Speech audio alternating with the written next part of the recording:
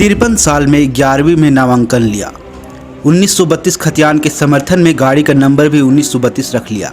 ऐसे थे झारखंड के शिक्षा मंत्री जगन्नाथ महतो, जिनके परिवार पर कोरोना काल बन गया। पूरा जीवन कर दिया झामुमो के नाम, तभी मुख्यमंत्री ने कह दिया अलविदा टाइगर। झारखंड के शिक्षा मंत्री जगन्नाथ महतो अब इस दुनिया में नहीं है, लेकिन उनकी यादें सभी के जहन में सदा के लिए रहेगी। वो एक जुझारू नेता थे, परिस्थितियों के साथ साथ शारीरिक लाचारी से भी लड़ते रहे। भले ही वो शरीर से लाचार थे, फिर भी अपनी कमजोरी नहीं दिखाते थे। इसकी वानगी तब देखने को मिली जब झारखंड विधानसभा बजट सत्र की कार्रवाई के दौरान 28 फरवरी को शिक्षा विभाग से जुड़े सवाल पूछे जा रहे थे। विभाग को लेकर पूछे गए सवाल पर उन्होंने लड़खड़ाते पैर और लड़खड़ाती आवाज के साथ पूरा जवाब दिया। भले ही उनकी जुबान लड़खड़ा रही हो, लेकिन इरादा पक्का था। कार्रवाई के दौरान स्पीकर बार बार कहते रहे कि आपकी तबीयत ठीक नहीं है, आप बैठकर जवाब दे सकते हैं, लेकिन उन्होंने कहा कि नहीं, मैं ठीक हूं, खड़े होकर ही बोलूंगा। झारखंड के शिक्षा मंत्री जगन्नाथ महतो के निधन के बाद मुख्यमंत्री हेमंत सोरेन ने जो कुछ कहा, उससे साफ पता चलता है कि झारखंड मुक्ति मोर्चा के लिए जगन्नाथ महतो का क्या मतलब था। 2019 में विधानसभा चुनाव जीतने के बाद जब जगन्नाथ महतो को शिक्षा मंत्री बनाया गया था, तब बहुत से लोगों ने उनकी शैक्षणिक योग्यता को लेकर सवाल उठाए थे और कहा था कि महज 10वीं पास नेता शिक्षा मंत्रालय का कामकाज कैसे देख सकेगा। लेकिन अपने चर्चित नाम टाइगर और फाइटर के अनुरूप झामुमो का यह कद्दावर नेता न केवल अपने मंत्रालय में बल्कि पूरी झारखंड सरकार का सबसे असरदार मंत्री कहलाने लगा।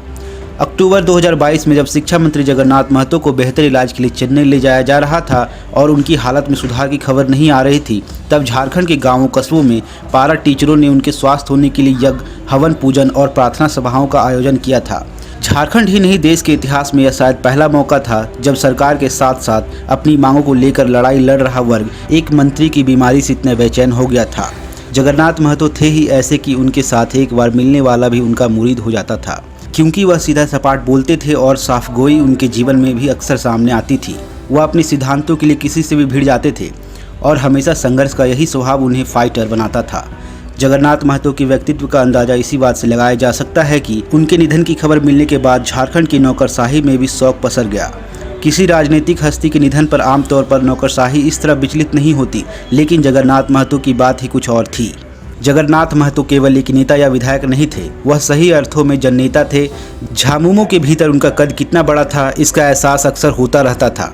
स्थानीयता के मुद्दे पर हमेशा से मुखर रहने वाले जगन्नाथ महतो ने कैबिनेट में अपनी एक अलग पहचान बनाई थी। झारखंड के मुद्दों को लेकर वह अपनी बात बेबाकी से रखते थे। मुख्यमंत्री हेमंत सोरेन ने भी जब कैबिनेट और विधानसभा से 1932 को पास कराया था, तो इसका श्रेय जगन्नाथ महतो को दिया था। इससे पहले कई मंचों से जगन्नाथ महतो ने कहा था कि झारखंडियों को झारखंड में हक नहीं मिलेगा तो कहाँ मिलेगा। उन्होंने कहा था कि 1932 खतियान झारखंड विधानसभा से पास होकर रहेगा, इसे पारित होने से कोई नहीं रोक पाएगा। इतना ही नहीं, झारखंड में 1932 का खतियान लागू होकर ही रहेगा। इसे लेकर वह इतने अस्वस्थ थे कि उन्होंने पहले ही 1932 का खतियान हम झारखंडियों की यही पहचान लिखी चादर छपवा दी। जब विधानसभा में 1932 खतियान आधारित स्थानीय नीति का प्रस्ताव पारित हुआ, तब उन्होंने यही चादर दिसोम गुरु शिबू सोरेन को ओढ़ाई थी।